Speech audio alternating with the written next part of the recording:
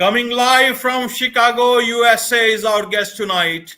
Welcome to this very special edition of the KAJ Masterclass Live, the show which ensures that you profit from your time spent here with experts, either through their insights, information, or simply learning from them. And today we have Dr. Ernest Nasto, Albanian-American political analyst, lecturer, and public policy expert with college teaching experience in Albania, France, and Kosovo. Welcome to the show, sir. Welcome to India. Thank you very much, Ajay, for this invitation. Thank you. Very happy to talk with you. Thank you. Thank you. And it's a pleasure to have you on the show. So, sir, you have grown up in a communist Albania, and your approach on different subjects about politics and society would be quite original for our audiences. And that's something I'm very excited to understand from your point of view, things from your point of view. And that's why we'll be talking about world politics, about American politics, about how much is happening and at what extent. Also, as an outsider, as an Albanian who is now in the US, how does he see everything and how the way we are seeing the future of the world through your eyes, we'll try to understand. So firstly is that growing up in communist Albania and then to the US, what is it that you see now in the US, and what was your perception when you were seeing the US from Albania? Okay, growing up in Albania, Ajay, was a very original and peculiar experience, because Albania at that time was the most closed country in the world. It was like a North Korea of Europe, if you want. It was the harshest communist dictatorship in Eastern Europe. And the country being closed, we could only watch, I would say, our only window to the outside world was the Italian TV and radio. Obviously, radio was easier, but also Italian TV. So lots of information about the outside world came from there. And also from books and magazines that we still had access through different channels, you know. But that was our knowledge of the outside world. I mean, I'm not talking about the knowledge that was transmitted by by the previous generation. Like they were saying that Albania was not always like that. The communists are not the best people that you can choose to run the government, and there was a lot of persecution of dissent at that time, and but the main feature, I would say, was the closeness. And then we were now speaking for myself and for a certain group of people in the capital and in other big cities of Albania. I would say that they were able to be in contact with the outside world through Italian media and through old books, etc. And so to keep ourselves at least from being totally brainwashed. That's what I'm saying. And then when I went to France after Albania in 1989, I saw that I was struck by the differences that I see. And I mean, curiously enough, Ajay, one of the first memories that I have of the differences was the abundance of information. Okay. You had information about what was in a certain package of food. What are the ingredients there? Even you have this even on a bottle of water, right?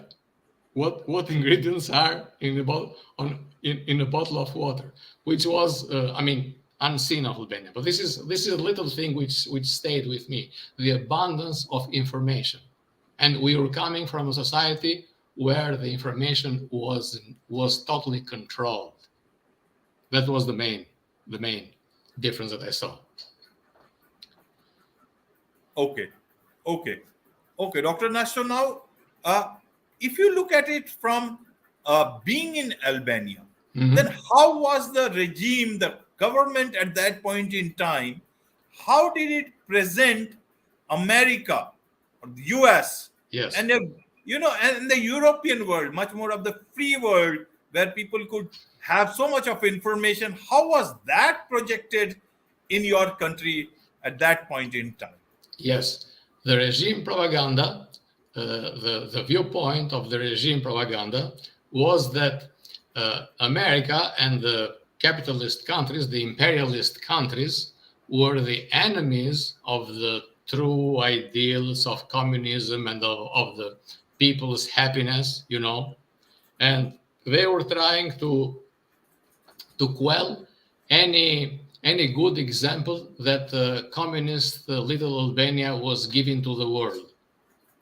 They were saying that everybody, starting with American imperialism, but also European capitalists, and later on the Soviet, they called the Soviets social imperialism because they did not agree with their version of communism.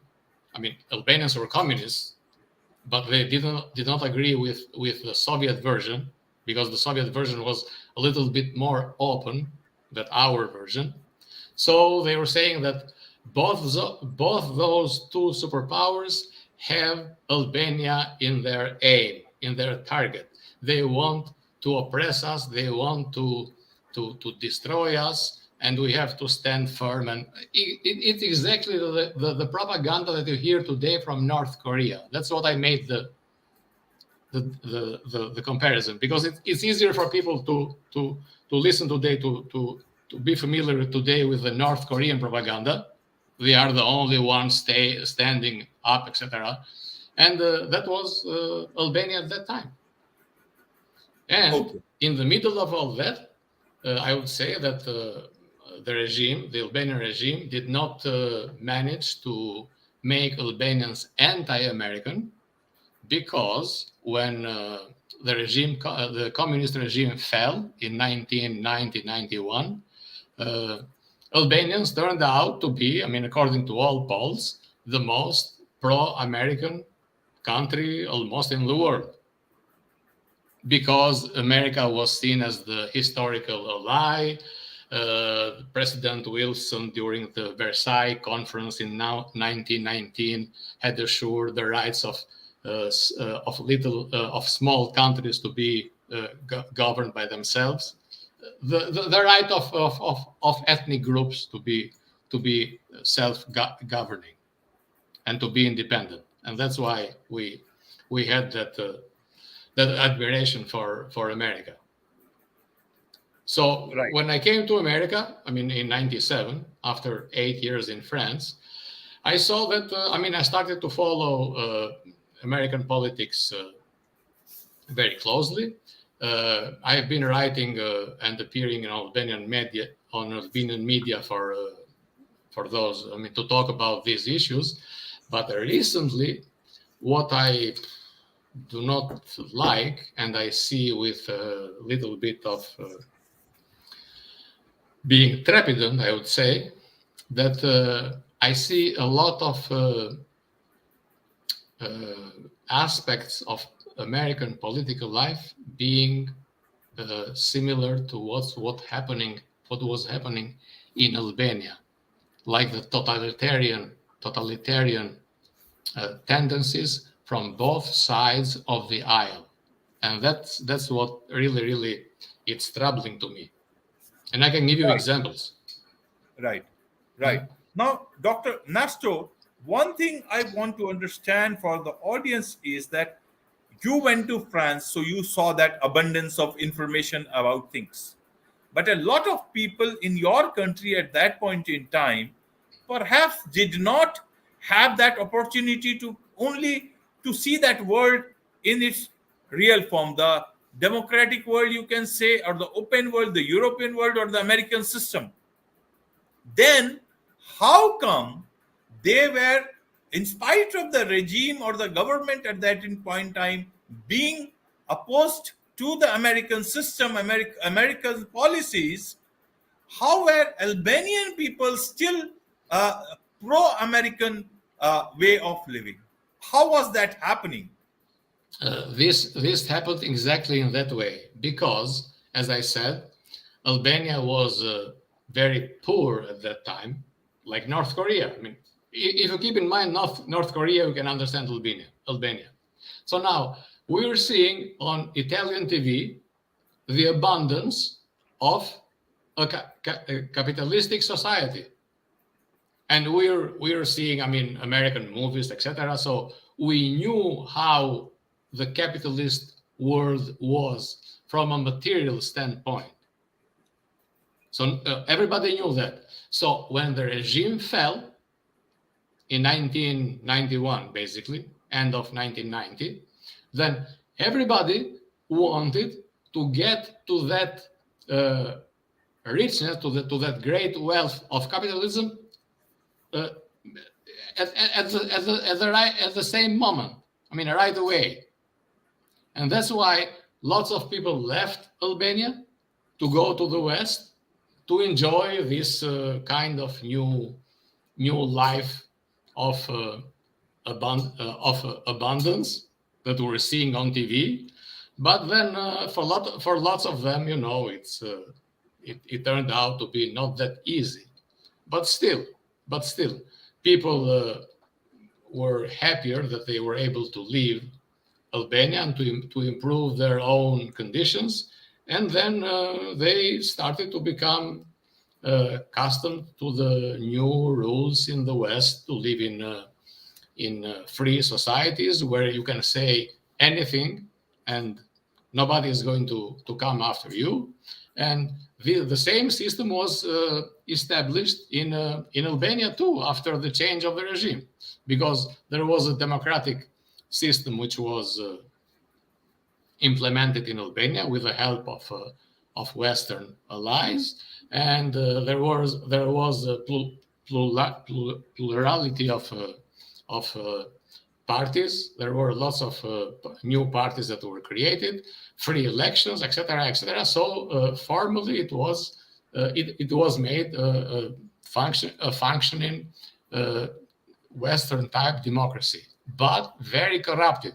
So this is another subject, but I wanted to say from a formal point of view, Albanians could say, even in Albania, anything that they want without being in danger of persecution or anything. So everything changed. Okay. So that's how they got used. Right. And then your life also changed. You moved to the US.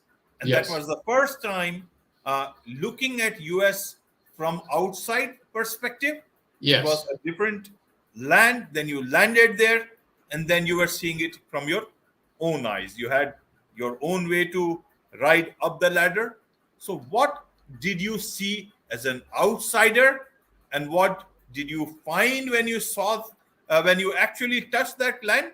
And what has been your experience in terms of the politics down there, in terms of the general population, in terms of, do they also have a propaganda in a different form, maybe maybe not in that authoritarian manner, but different interests are involved? I'm asking several questions at the same time so that you can answer them at your own pace. But propaganda nevertheless. That's a good way to describe it. Yes. First of all, I saw that American society was very well organized.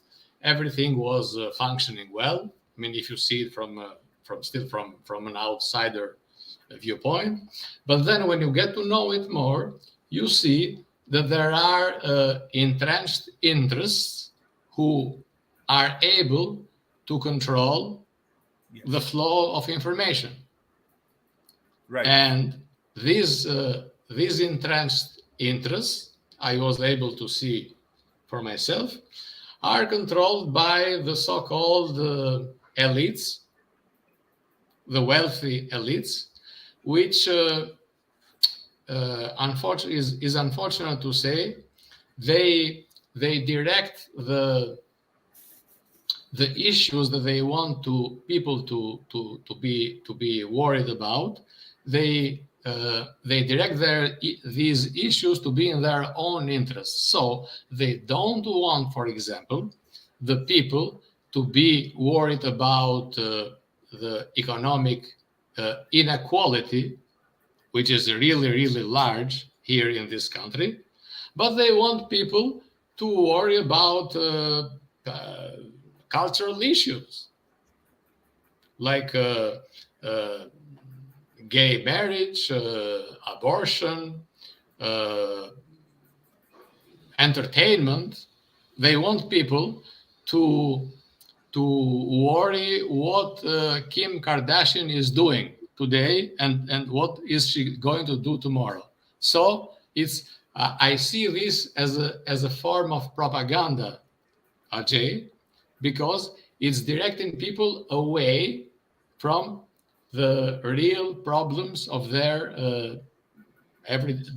daily existence. It's I mean, this was I noticed that little by little.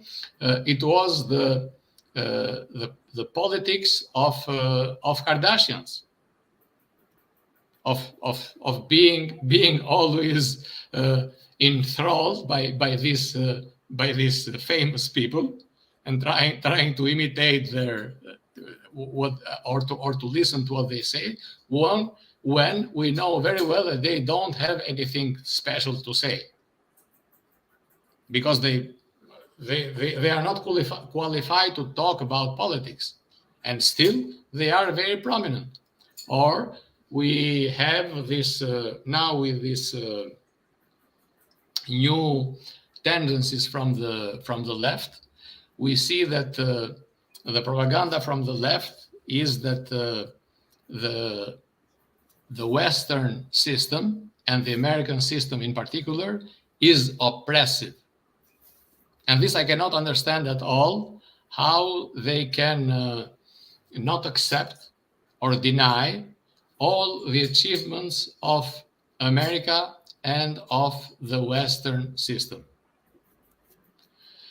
On the other side of the aisle, you have that propaganda churned out by the right, by conservative media and institutions, where they say that any policy, any common good policy that the government can try to implement will take us one step further towards the socialist system.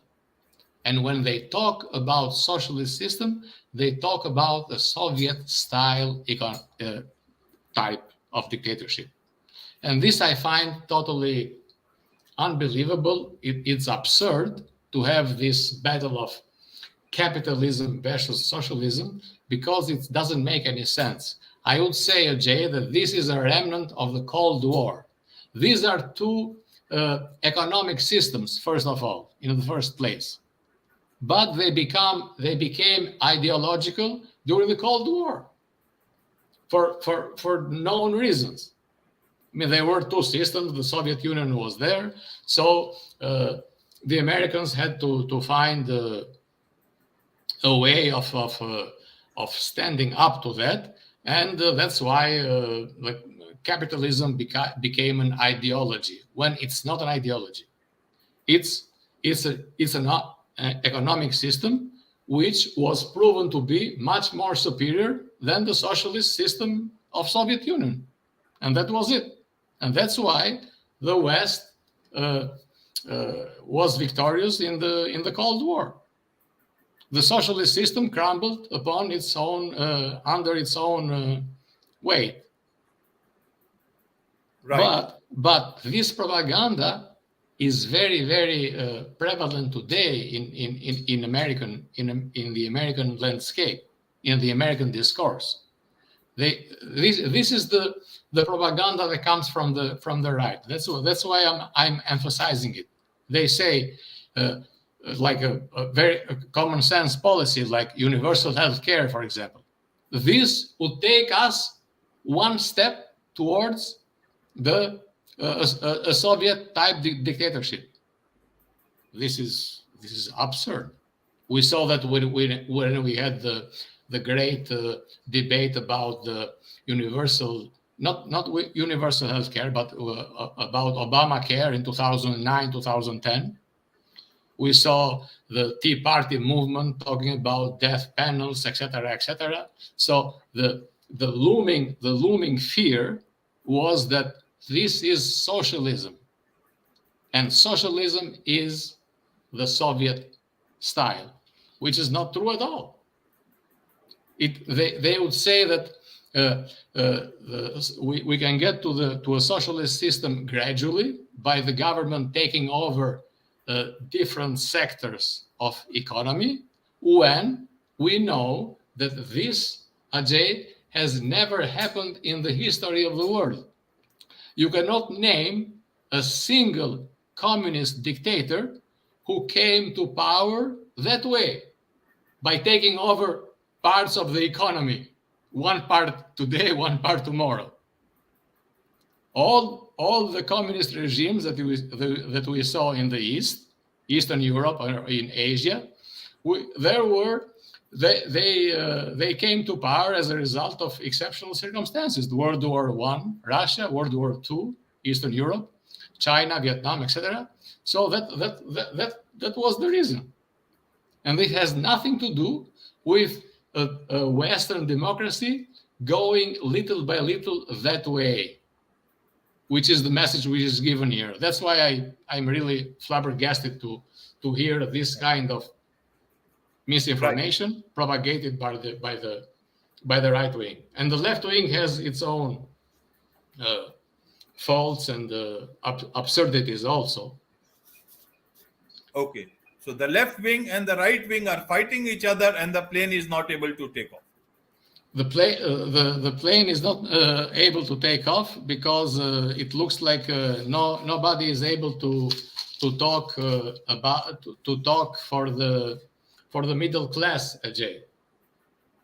Right. And I believe that was, I mean, let me say in passing, that was one of the great reasons that the MAGA movement and the Trump phenomenon came on the scene.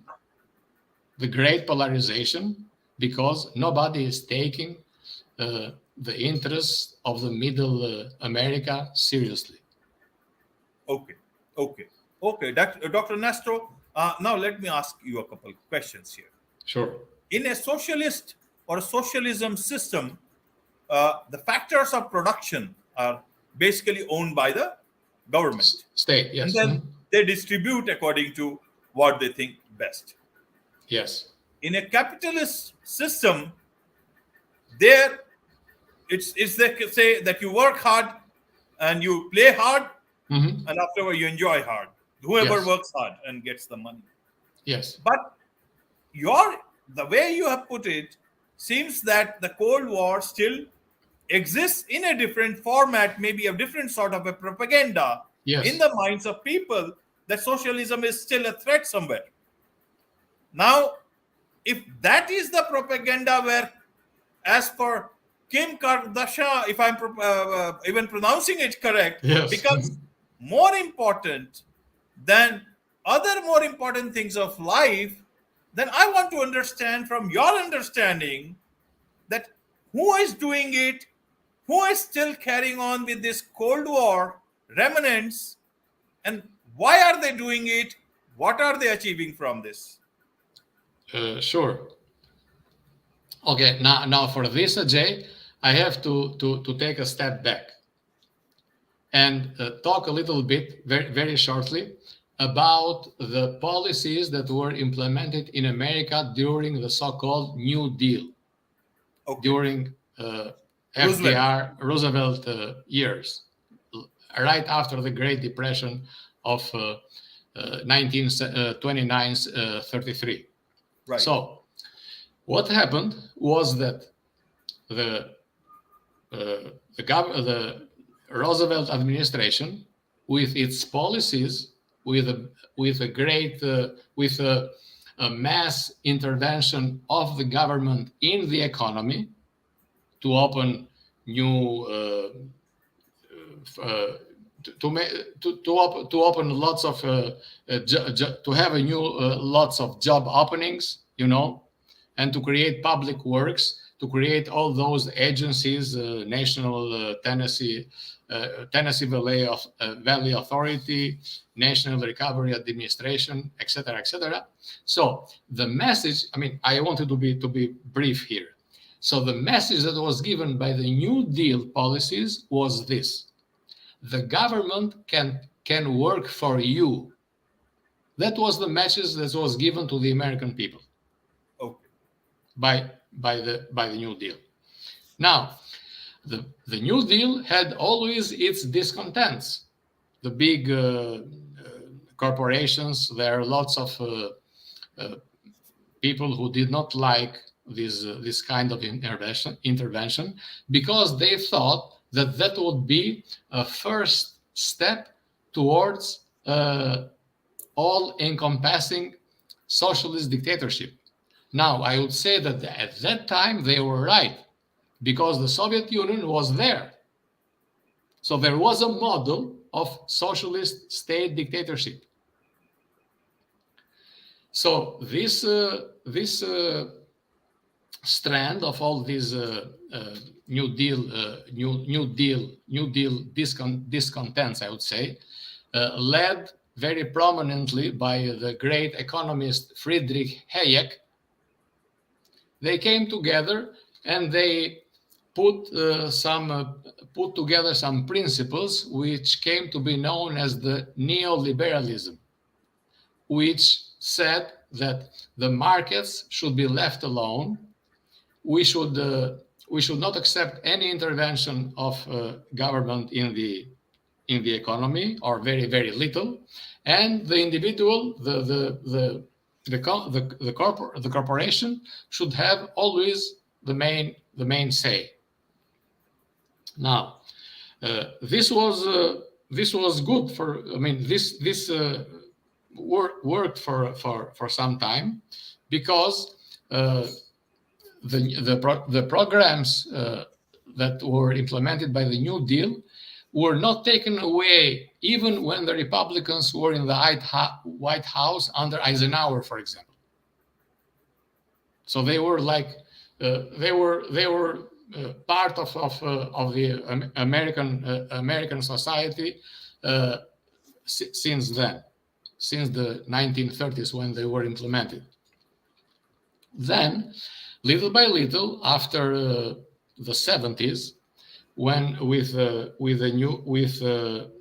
new economic policy set up by Reagan, those started to be turned around, because there were a lot of under Reagan, for example, there were a lot of tax cut for the wealthy, and the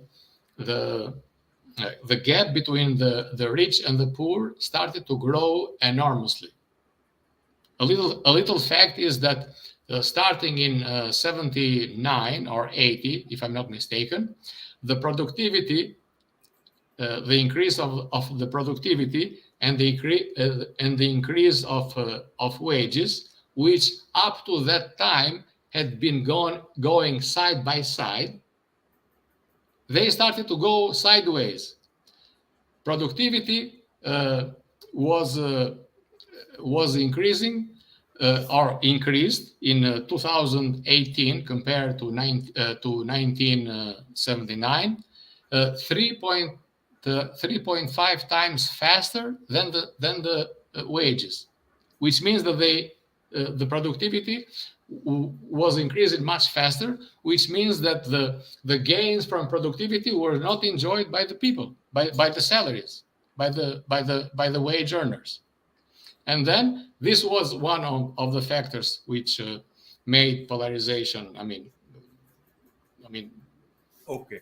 the gap between the rich and the poor. Then you had the globalization, which had the same effects, with middle class losing the losing employment, jobs going to China or to South Asia, and then you had the final coffin, the final nail on the coffin of this neoliberalism was the crisis of 2008, the mismanagement of the crisis of 2008. After 2008, Ajay, the people got the different the opposite message of the New Deal. The government is not working for you anymore. Right. And that was the message that Donald Trump seized on, and with that message, he was able to win the election of 2016, as you know. And that was the contribution, the main contribution that I would say Donald Trump brought to the American political scene. He told the people, the government is not working for you anymore. So the system has to be changed, or radically changed. And that's why people in 2016 voted for two candidates which were both anti-establishment, Sanders and Trump. Now, Sanders he was not able to win over his party's establishment, but Trump was. So the rest is history. But Right. these were the economic reasons of this great polarization, which brought Trump to power. Right.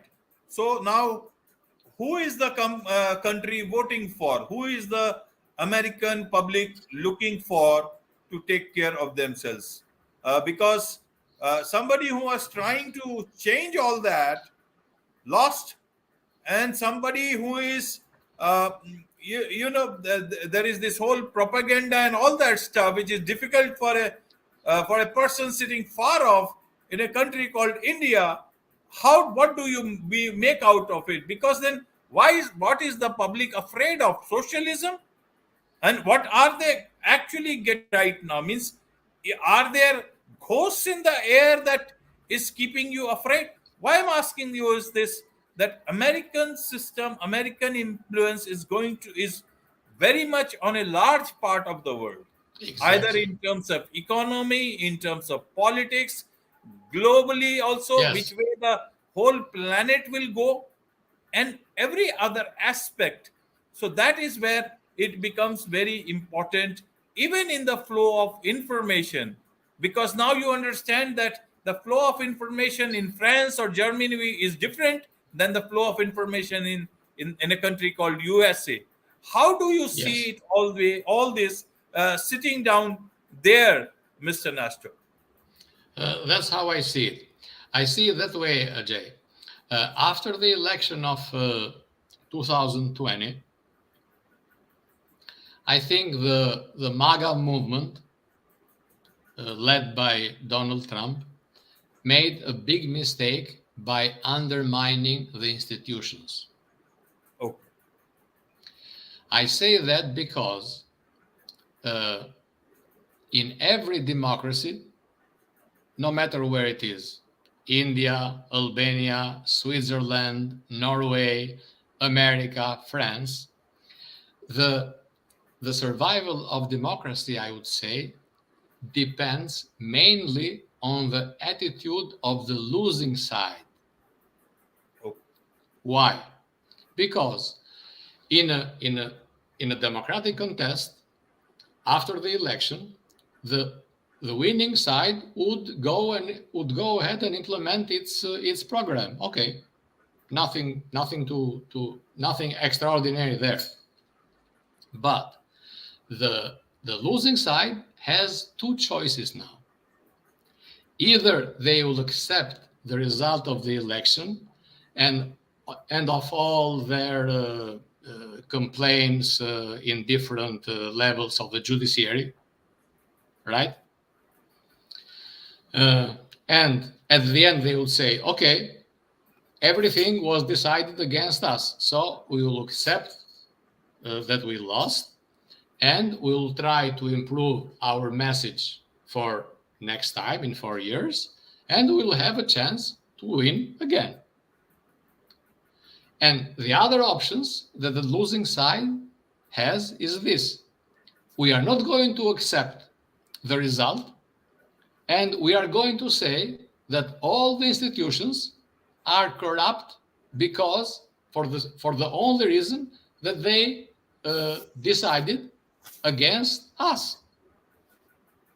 So that's why you have these two options with the losing side. And in 2020, the Republican Party, led by the MAGA movement, made the wrong choice, choose the wrong option, I would say. They decided to undermine democracy by attacking the institutions, by saying that institutions are captured by the liberals, by the enemies of the state, by the deep state, by this and by that. So we are going to undermine, we are not going to accept the legitimacy of the elections because because we lost, basically. And this is the most damning, the most damaging attitude that you can have in a democratic system. And that's why the opinion of the American democracy in the world has gone really, really down, I would say, because of all this unfortunate debate for no reason that is happening in America, only because one side does not want to accept that they lost. That's why right. I say it depends mostly on the attitude of the losing side. The losing side is the one who has to prefer to live in a democracy where they lose, compared to living in a fake democracy where they can always win. This is the trade that they have to do. Right. Now, Dr. Nasto, almost everybody knows what they want from the US. They want to emigrate, they want to do business, there are so many hundreds of things. And even about Kim Kardashian, many people are interested. There are syndicated columns and all those things. At one point in time, it used to just come out of the newspaper. Even social media is quite impacted by that. Yes. But being in the US, what have you understood? What does America want from the world? Why does it behave in a particular manner the way it does? Former President Jimmy Carter, he said that US is the most war-mongering, something like that country in the world that has been at war for quite a number of years over different issues. So what is, in your opinion, what does the US want from the world? Now, US wants to dominate the world, but not through the old system of colonialism, and that's a big difference, I would say. US, if you look through their history, they never had any goals of taking over countries as colonies, because they were convinced that they could dominate through the free trade. And the free trade, which means the interests of the higher classes in America, and the free trade was the instrument of world domination. It was similar to the British Empire, but the British Empire had colonies also. But they were big in trade as well. Now, America did not have a colonial empire, but they wanted to dominate through the free trade. So what happened is that the principles of American democracy, of the Western principles that America wanted to impose in all over the world, because they were under the impression that if the countries become like us, then they will trade freely with them, and it will be in our own interest, but we will promote democracy too. Now, the difference in this viewpoint compared to 1945, when the UN was created, when the world system was created, dominated by the United States, is that those liberal ideas, liberal democracy ideas, can be implemented or even forced to be implemented when you are the sole superpower in the world. You can do that. But as the world has evolved, and now Europe is very powerful, European Union is very, very powerful, you have the rise of China and of India as big powers, and you have also the rise of Russia, then you cannot do that anymore. You cannot offer the world a unique system to follow, which would be the Western type democracy and liberalism. And that's why now America sees itself struggling to maintain its old dominance, because it is caught in this contradiction. You could do that before, but you cannot do it now when others are becoming powerful. And that's the problem of the American dilemma today. Now they were able to rally NATO countries against Putin and the aggression in Ukraine, okay, which is good. But then you see that those ideas of implementing democracy in China failed. You know, Tiananmen events, and also the opening of the World Trade Organization to China in 2000. They thought that by liberalizing the trade with China, China would be adopting liberal ideas also on the political domain, which is not true. I mean, did not come true. Also, they were trying to do that in Iraq. You remember the justifications that were given for the war in Iraq. They will be very happy to be with us, to become like us, to implement a Western style democracy in Iraq. It turns out that there are many societies in the world who do not want a liberal Western democracy, and you cannot force them. And the experiences in Iraq and in Afghanistan prove that, right? Prove the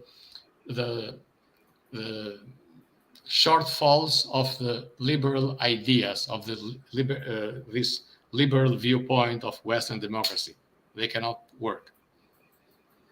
Now, as far as the warmongering, you said that why America has always have an issue with wars and with guns. I think there are historical reasons, because you have to keep in mind that the American Revolution, Ajay, was the main big upheaval or revolution in modern times, which ended well. It did not end in a bloodbath like the French Revolution. It did not end in a bloodbath as the Russian Revolution or as the Chinese Revolution, but it ended well. So that's why Americans have always a sympathy for guns, for resolving problems through violence by the barrel of a gun. This is one of the reasons. Okay, okay. So now, looking from all these perspectives, America is the uh, biggest democracy. Yes. India is the largest democracy. Yes. Now we have had a mixed economy for quite a long time, and now we take decisions accordingly. We have the government sector, we have the private sector. Hmm. We are making do with whatever we have in the best manner possible, and we are still a good democracy, a thriving democracy. We Yes. have got many political parties, not only at the central level, but also at the state In level. state. Yes. Mhm. Very. And I sometimes wonder why America is still there is a two-party system. Then there is it's like when you talk of a free market, then you don't obviously talk about monopoly and duopoly or oligopoly. You talk about a free market.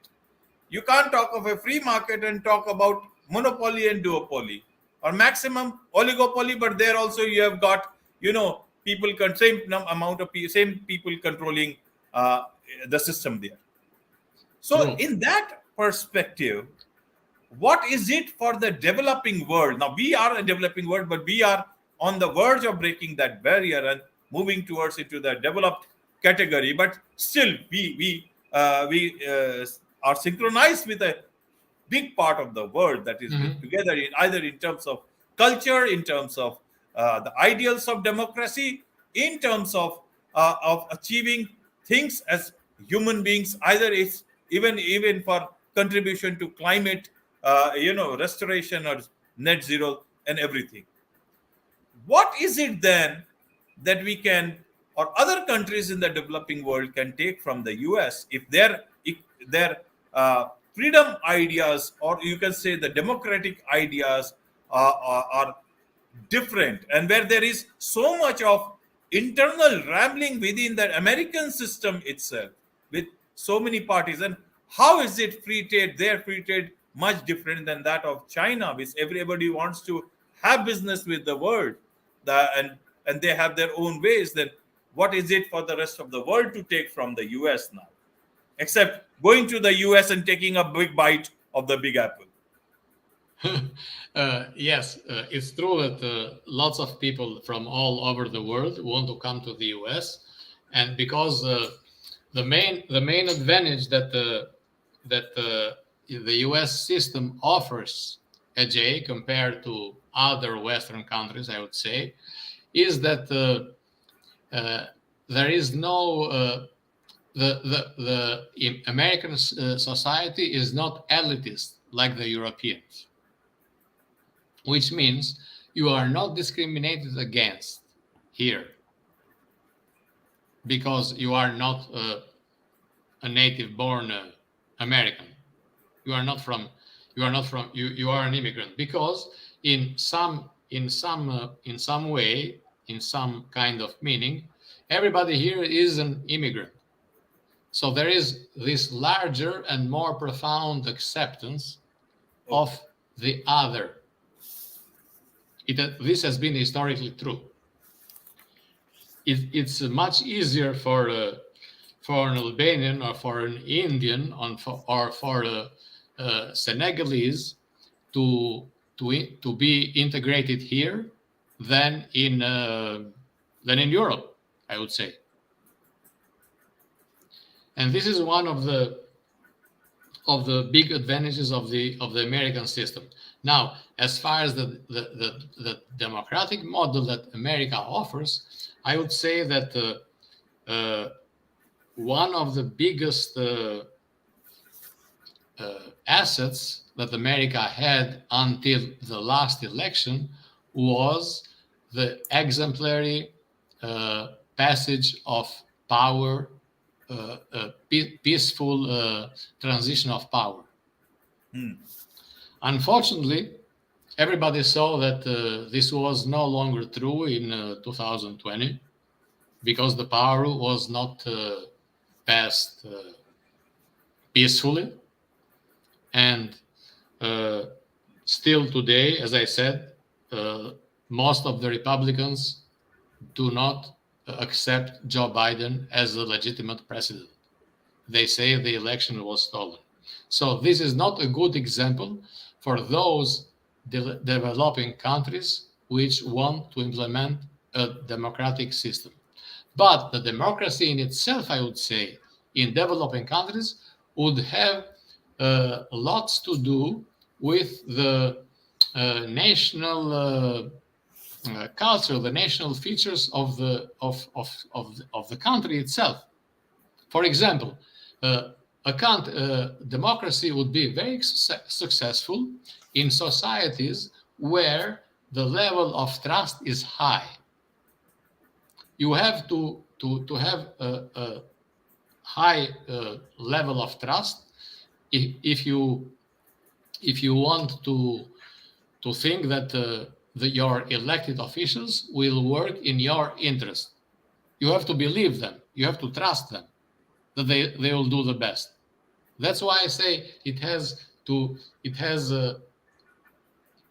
a lot to do with the trust in society. So for cultures where the trust is high, democracy is much easier to implement. For cultures where the trust is low, then they would have much more corruption, much more problems in implementing democracy. I see that in my country of Albania. It's very hard to implement a very functioning democracy there because Albanians don't trust themselves. Don't trust their fellow countrymen. They think that everybody is corrupt, everybody is out to steal and to benefit for themselves. Nobody is having the public good at heart. So that's why it's hard, and not only Albania but some other countries of the East, where those newly implemented democracies are having a bumpy road because of this trust issue. And I would say the same is true for India, for other developing countries, right? But I would say also this, Ajay, that democracy is not necessarily a condition, a basic condition for economic prosperity. Right. It's not. We have the examples, of the four Asian tigers. They were all under dictatorships when they achieved their greatest economic development, right? South Korea, Taiwan, Singapore. They were all under authoritarian leaders. So it's not democracy and economic prosperity don't go hand in hand. That's my point. But America has a lot of good features to offer. For example, the mass participation in local level.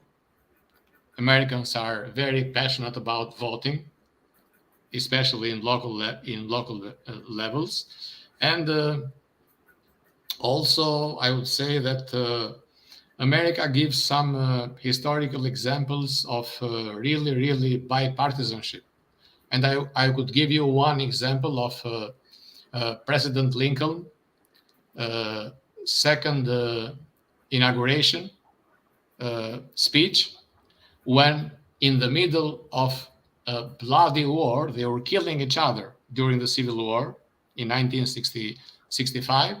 He said that we don't have to have any malice through each other, but we have to pray to God that this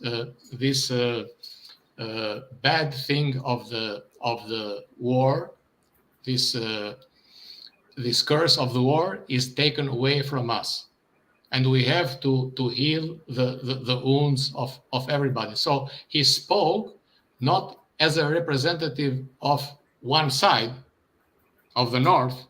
He was the president of the United States of America, but he spoke as a president of all American. And this is something to keep in mind if for any leader who wants to follow a bipartisan path. I would say they have to speak for the interest of all the people, not of their party alone, which recently has not been the case, but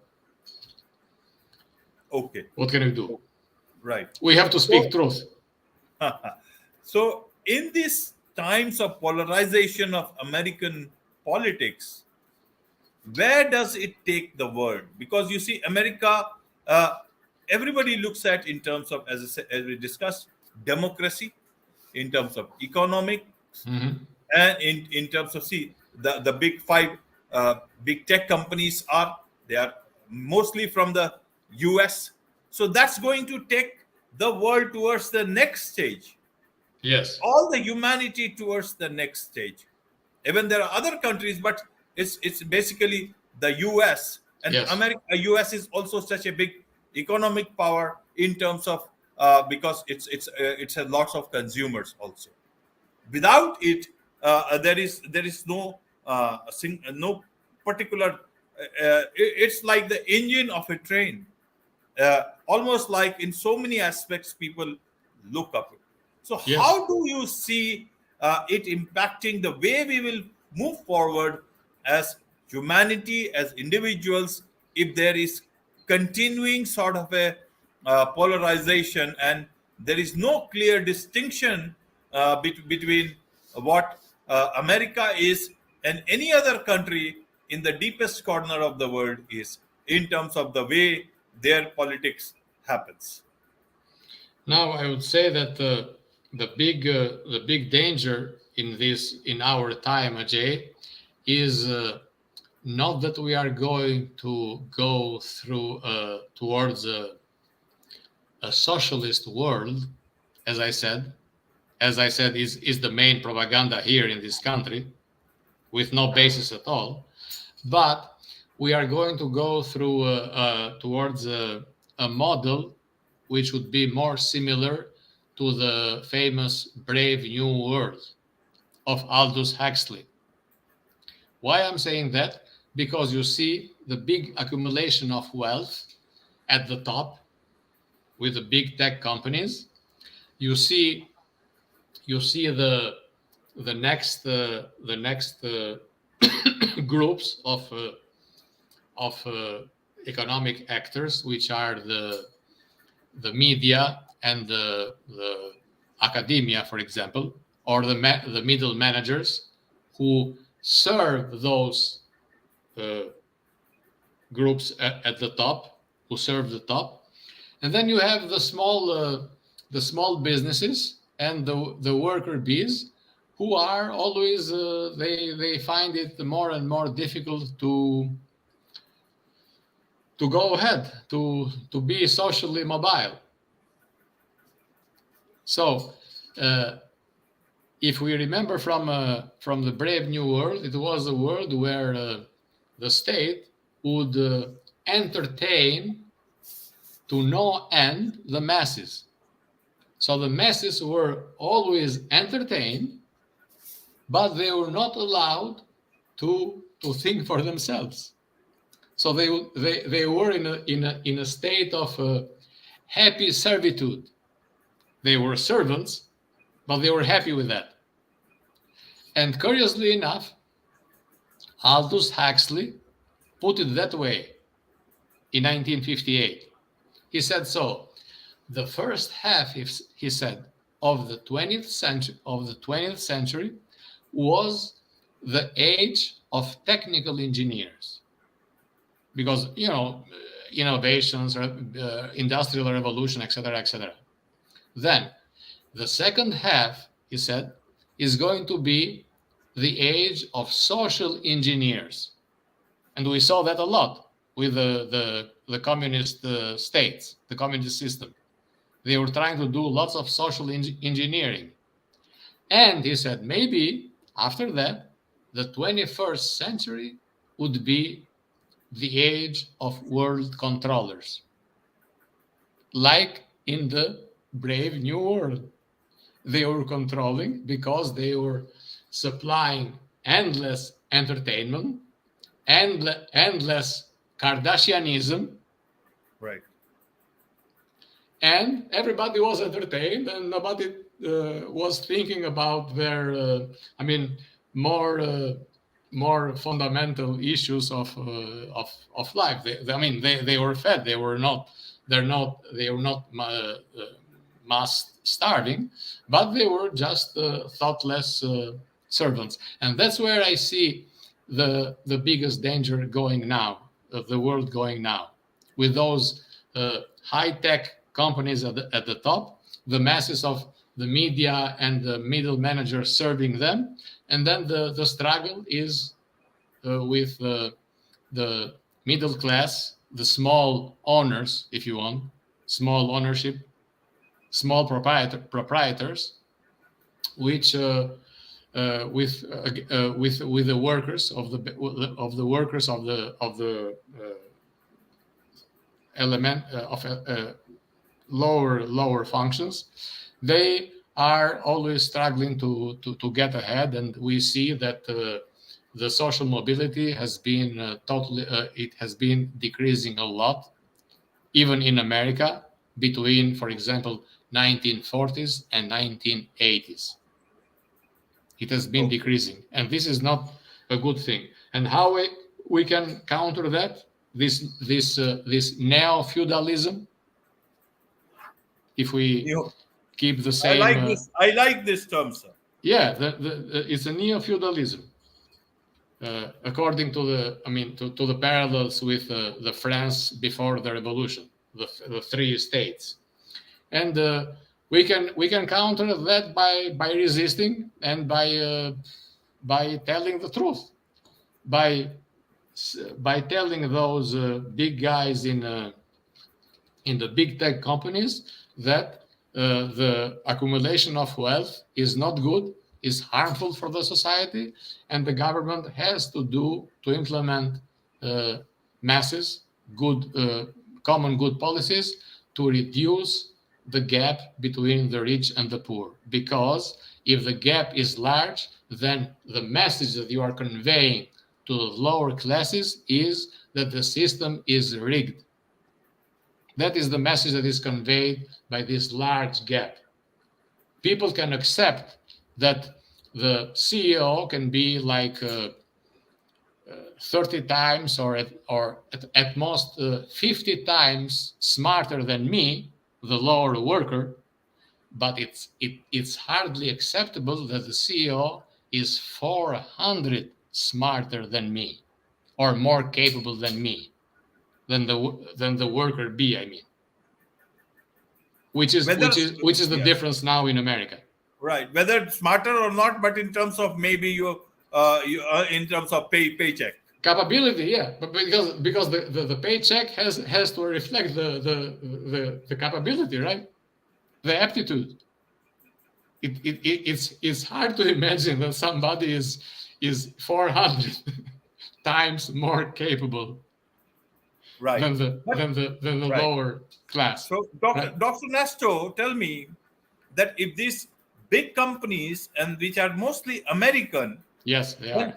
Where does that leave the rest of the world? Do you think the European Union will quietly be just entertained and get lost into all these things, or is it so powerful entertainment that they will let it fully engross them? What about China? China, it still kept itself intact. What about India? We have our soft power. We have got our cultures that can still keep. A lot of people across the world don't have a mobile phone even till now. They don't have shoes to wear. Where will they get this? They will be not taking or accepting this sort of an entertainment. So is it that just because some companies look to be controlling in some manners, does it mean it actually encompasses the whole world? How do you see this? No, I said that, Jay, only because of the influence that the American system in general has upon the others. I'm not saying that India has to go the same route. And it would be a good thing if India doesn't go the same route, because then India would be an example for the Americans. Now, the Chinese example, I would say it's a little bit different, because there you have a centralized right leadership, which is imposing their control upon the economy. But what is special about China, I would say, is that they work with very long-term goals in mind, and this is important. This is one of those advantages that an autocratic system can have compared to a democracy, because the decision making in an autocracy is much easier and rapid than decision making in a democracy, right? Because democracy can be messy, but still it offers people more satisfaction. And we have seen with the example of Western European countries, I think, gives us some good examples that where democracy is more developed, the lives of the people are really, really good and improved and calm. You see Right. that in lots of European countries, in Canada, Australia, or New Zealand, where the gap between the rich and the poor is not so large as in America, and they have good rankings in all societal indicators almost. So it's not that they are against each other, but America is more individualistic. They are more towards common good policies, and that's where America can try to imitate some of those, if that if it were not for that propaganda that I just described against common good policies.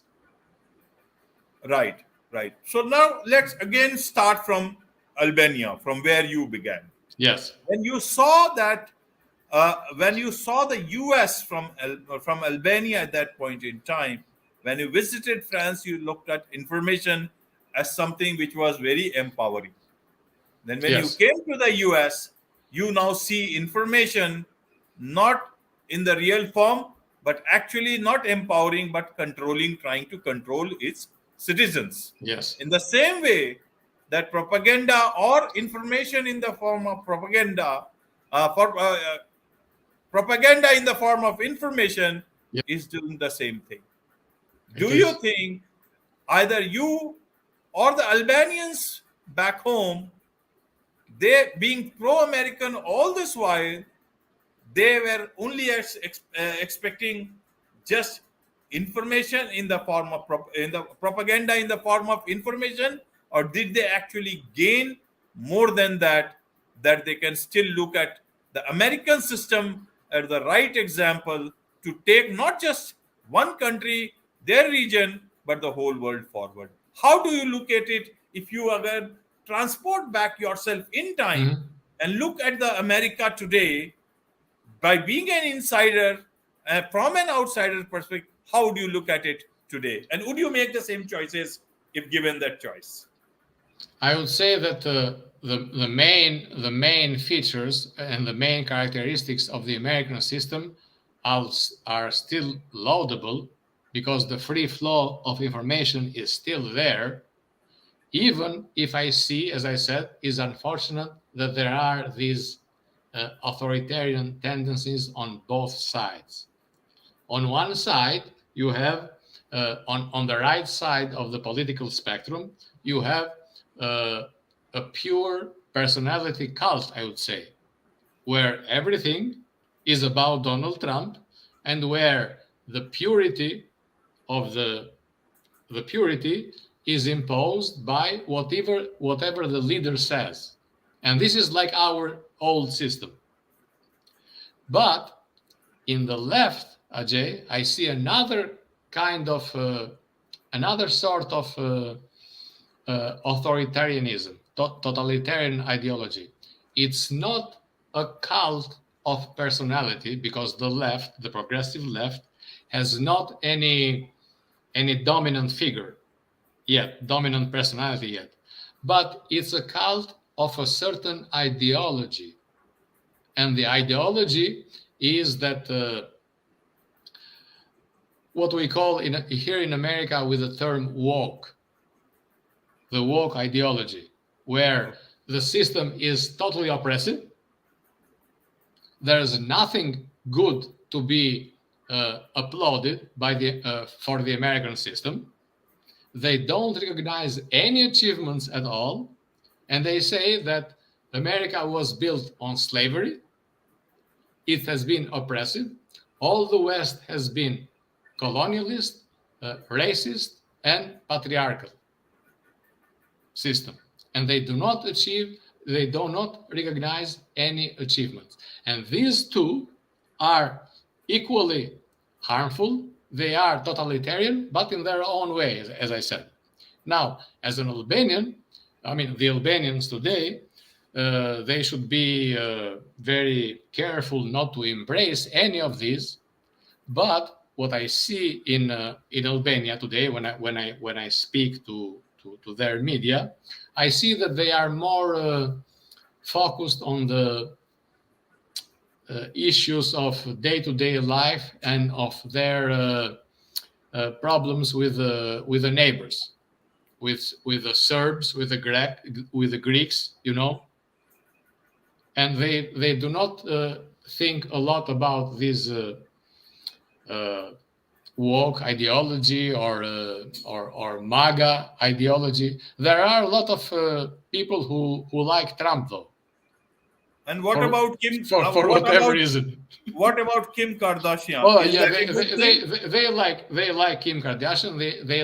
They have their own Albanian Kim Kardashians, if you want. Okay.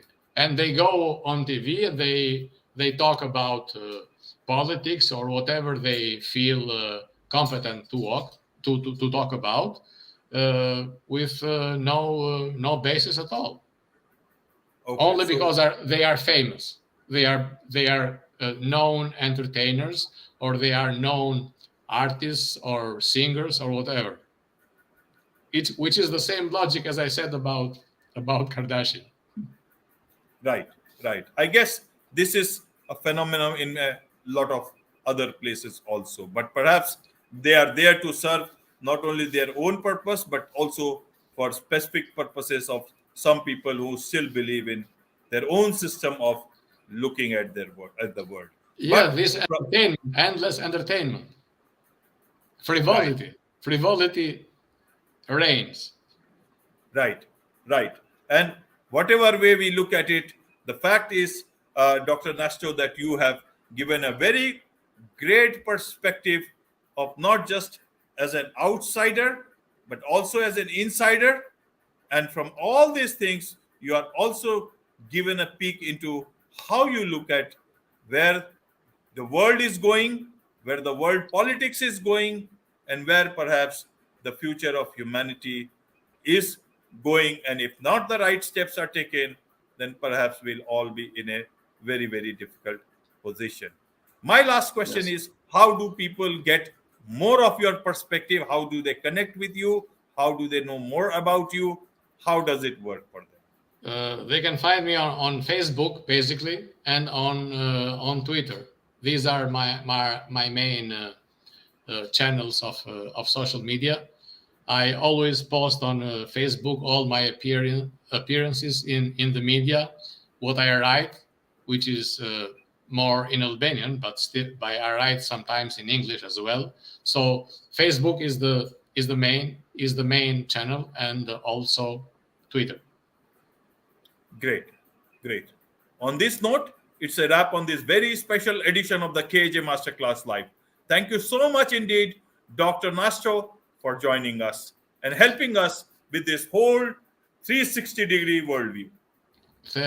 Thank you, Ajay. It was really a great pleasure talking to you. Thank you. Thank you.